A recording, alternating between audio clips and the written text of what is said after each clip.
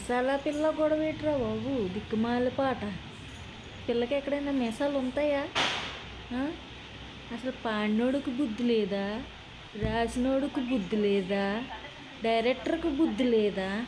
అసలు చిరంజీవికి తగ్గుతుంది ఆ పాట? చిరంజీవి గారికి వాళ్ళ ఫ్యాన్స్ ఎంత హట్ అవుతారు ఈ పాట విని, ఎంతమంది తిట్టుకుంటున్నారు ఆ పాట విని.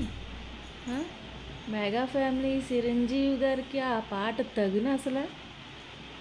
ఆ మీసాల పిల్ల ఏంటి, మీసాల పిల్ల బహుశా పాట రాసినాడు వాళ్ళ ఆవిడకి మీసాలు ఉండుంటాయి, అందుకనే మీసాల పిల్ల అని ఎట్టాడు.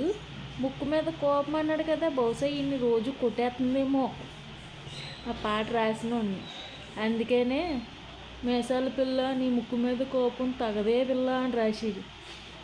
మహానుభావుడు ఎస్పి బాలసుబ్రహ్మణ్యం గారు ఎంత మంచి పాటలు రాసేవారు, చచ్చిపోయే లోకంలో ఉన్నారు. అసలు ఆయన గాయకుడు అంటే ఎవడో దిక్కుమాడని తీసుకొచ్చేసి చెత్త పాటలు రాసేసి, డైరెక్టర్కి మతి లేదు, పాట పాడినోడికి మతి లేదు, పాట రాసినోడికి మతి లేదు, నాశనం చేసి పడేసారు. చిరంజీవి గారు ఇలువ తీసి పారేసారు ఈ పాటతోటి. ఏంటంటారు, కరెక్టా కాదా?